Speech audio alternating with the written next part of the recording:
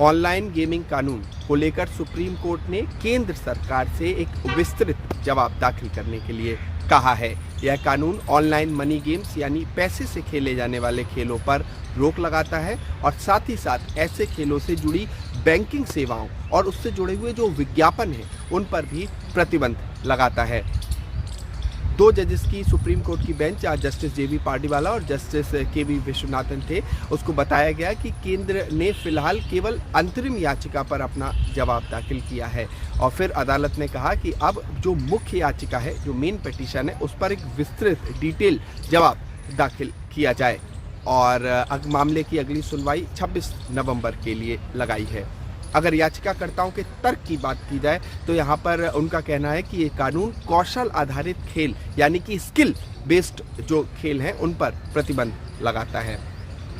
अगर कोर्ट में जो सब बातचीत हुई उसमें जब सुप्रीम कोर्ट ने केंद्र सरकार को ये निर्देश दिया कि केंद्र सरकार का जो हलफनामा है या जो उनका जवाब है वो याचिकाकर्ताओं के वकीलों को भी दिया जाए ताकि वो भी अपनी बात रख सकें और विस्तृत जवाब कोर्ट के सामने आ सके। सभी पक्षों को सुनवाई सभी पक्ष अपनी बात कोर्ट के सामने 2 जजेस के सामने रख सकें। वहीं बात करें याचिकाकर्ताओं में सीए सुंदरम जो कि वरिष्ठ अधिवक्ता है, उन्होंने ये कहा कि कई ऐसे प्लेटफॉर्म्स हैं जिनकी पूरी कमाई पिछले 1-1.5 महीने से बंद है। अगर इस कानून की बात करें तो ये एक तरफ ई स्पोर्ट्स और सोशल गेमिंग को तो प्रोत्साहन देता है, लेकिन अगर डिटेल में अगर हम बात करें promotion of regulation of online gaming act 2025 जो इस कानून का नाम है, ये देश का एक ऐसा केंद्रीय कानून है जो रियल मनी ऑनलाइन गेमिंग पर रोक लगाता है। इस कानून को दिल्ली में कर्नाटक हाई कोर्ट में चुनौती भी दी जा चुकी है और ये असली पैसे मतलब रियल मनी से खेले जाने वाले हानिकारक ऑनलाइन गेम्स और उसके विज्ञापनों और उससे जुड़ी बैंकिंग सेवाओं पर पूरी तरह से प्रतिबंध लगाता है।